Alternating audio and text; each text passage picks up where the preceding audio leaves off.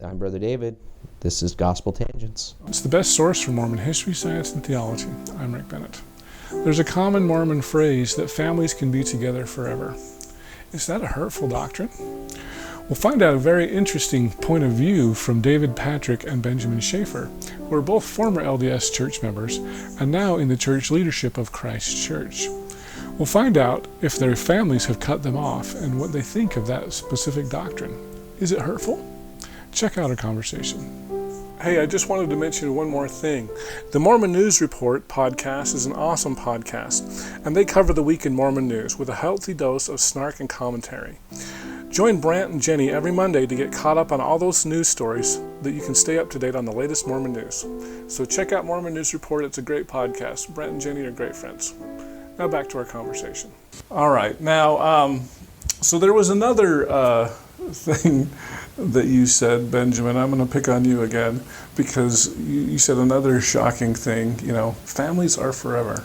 Can you talk about that? Right. So we believe that families are forever, but I view this statement that families can be together forever as essentially one of the most vile and apostate teachings that has ever been perpetuated upon the Latter-day Saints. You just offended all my LDS listeners. I'm so sorry. Let me explain the difference, though, because... So that gets even with the threat thing there. All right. So families are forever is what I believe. The Doctrine and Covenants makes it clear that the same sociality which exists amongst us here will exist amongst us hereafter. Which basically means that if you're viewing the sealing ceremonies, if you're viewing these concepts of the eternity of families as an eternity of association, then I think we've got a really big problem. Because essentially what you're then saying is that if you don't follow our rules, if you don't make it to the temple, then you're not promising us an eternity of association with your loved ones. Then that would mean you'd have to have some kind of enforcement method where people can't be with their families anymore. This is kind of what I would call the geographic view of the 3 degrees of glory. Like they're separated so fundamentally by geography that people in one kingdom can't visit the people in another. If that's the view that you take, then God's a monster by that kind of reasoning. Essentially what you're saying is that the single mother who didn't pay her tithing and didn't get sealed to her child, or the single mother, therefore, who isn't sealed to the father, and therefore, dies without having those opportunities, you're saying that you're going to tear these children from their mother's arms? I mean, this is worse than the slave auction block. We're not just talking about separation for life. We're talking about separation for eternity. It's just absolutely heinous. I remember just the shock and upset that it caused. At one point, I was in a stake that did a youth program where we had this little skit or play that they put on. And there were 2 couples. One couple goes to the temple and does what they're supposed to. And the other couple in the story, they just never get around to paying their tithing or going to the temple. And then both couples are in the same accident. They all die. And a bunch of the stake presidency, they come out in their all-white temple clothing onto the stage. And they say, you've died. It's time for you to come with me. And they're leading the couple away together that died after they went to the temple. But then the couple who didn't go to the temple, there are different sets of angels who come up to them and they say, you have to come with me and you have to come with me. And they're like, well, won't we be together? And they're like, oh, you'll never see them again. We're separating you right now. I mean, that's just how this works. And then they sang like a song from one of these tragic, musicals or operettas or something. I don't remember which song it was, about how if there was just one day more that I could be with you, if I could just spend a little more time with you, but now it's time to say goodbye. So, I mean, it was a song about death originally, but now they're making this into an eternal death, an eternal separation, and basically dragging them apart. These supposed angels in white clothing are dragging this couple apart, never to see each other again, essentially to cast them both into some kind of eternal solitary confinement. Absolutely horrific. I mean, if that's what God is up to, then count me as an enemy of God. I can see why there'd be a revolution. So I don't view God that way at all. That's absolutely horrific. Even Hitler can go home for Christmas dinner if his parents want to see him, right? No matter who you are, the eternity of association is guaranteed by this universal atonement of Jesus Christ. The promise of immortality is the promise that families are together forever. Not that they can be. And I also worry that the church has often used this as a threat, like in that youth program that I witnessed when I was, say, 16 or 17. The church has used this as a threat, saying, if you don't toe the line, we will destroy your family. We will take your children from you. That's not exactly the way they're going to put it, right? But the idea that that's even the thought, that if I mess up, that I'm never going to see my own children again. No wonder people are scared or upset by this doctrine. Absolutely terrifying. So yeah, even the most heinous criminals of history will have that opportunity to have association with their friends, family, and loved ones in the eternities. That's the promise of immortality. The difference is that we believe that the purpose of the sealing ceremonies is not an infinite association with those that we love, because everyone gets that, but it's the infinite increase of relationships. Essentially, why have a temple sealing of husband and wife? It's a precursor to the plural marriage. You're promising each other that you will infinitely grow that union, that you will have children in eternity, and essentially, when we promise that we'll obey all the laws, rights, and ordinances that appertain to this holy order of matrimony, what are those laws, rights, and ordinances? Well, according to basically all the teachings of the early prophets, that also includes the plural marriage aspect.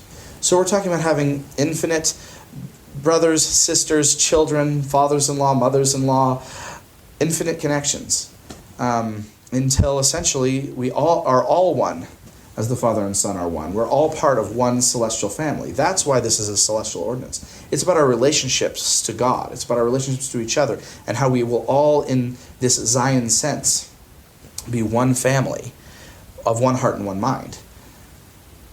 And therefore that family will infinitely grow as we can create worlds and partake in God's work. But if it's merely about whether or not you're going to see your children again, I hope this is good news to anybody who watches, is you can't screw that up. Even if you go into that punishment that Jesus talks about, if you won't accept the atonement of Christ, he will still redeem everyone in the end.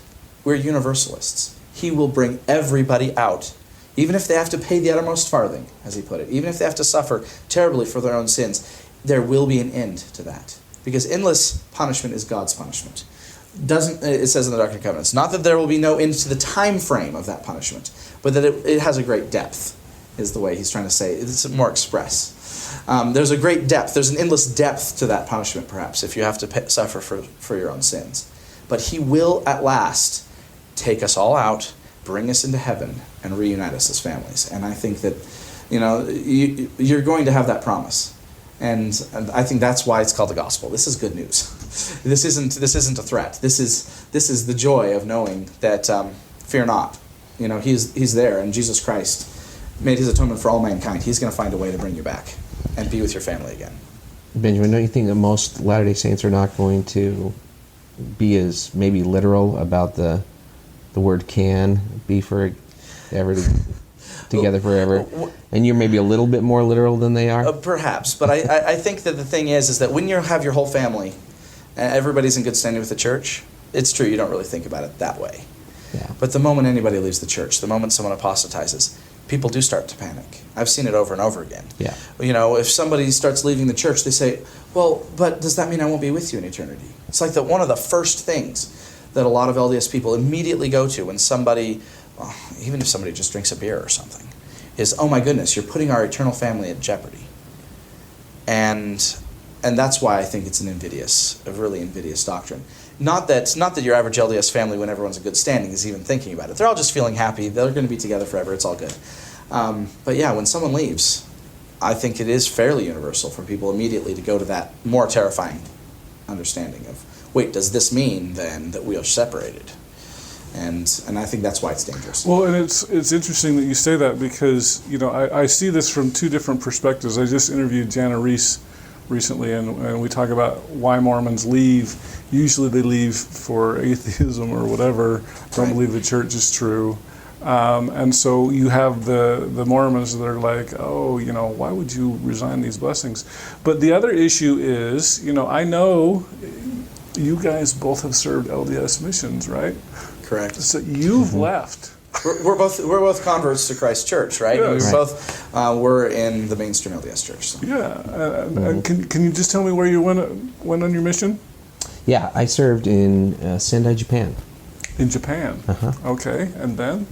It was the Ohio Cleveland mission, but that's where Kirtland is. And Yeah. So I was you mentioned district you served leader in in Kirtland for a time. and then I was in Toledo, Akron, and Kirtland. Yeah. Kind of the areas. And so I'm sure are your family still LDS? Some parts, Mostly. certainly.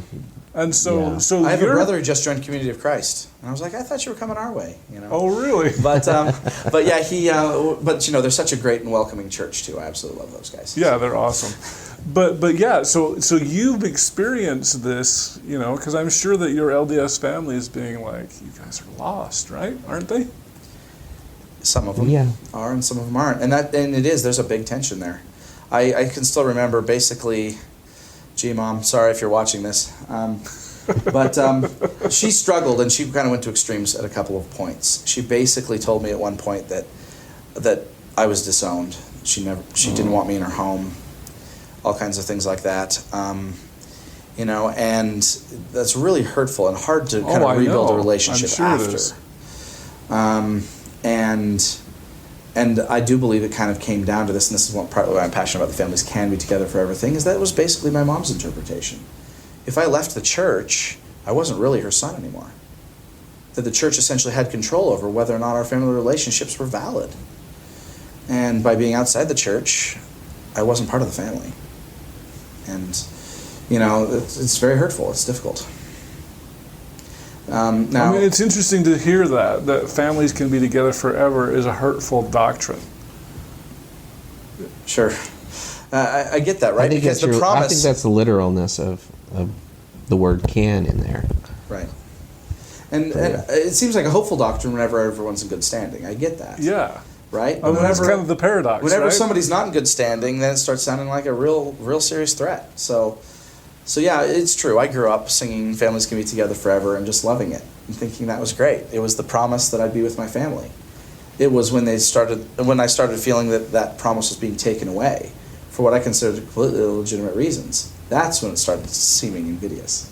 Yeah, so that's a very interesting perspective. Very, very interesting.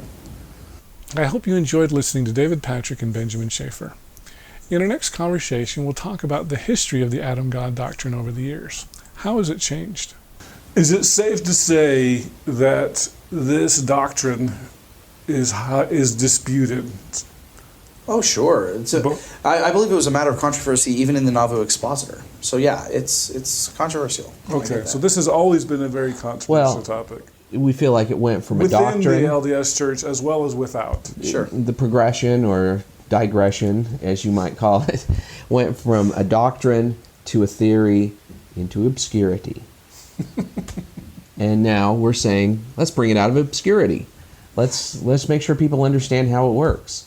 If you'd like to hear the entire interview uncut, please support Gospel Tangents and become a subscriber. For just $5 a month, go to patreon.com/gospeltangents and you can hear the entire interview. And you can also get transcripts available at either our Amazon website, or if you want to give the money to me and not Amazon, please subscribe on my website at gospeltangents.com and you can click the yellow subscribe button. Of course, we're also on Facebook, Twitter, and all the other places. Make sure you subscribe on iTunes at tinyurl.com/gospeltangents. And don't forget to click here to subscribe on YouTube, here for a transcript, and over here we've got some more of our great videos. Thanks again for listening.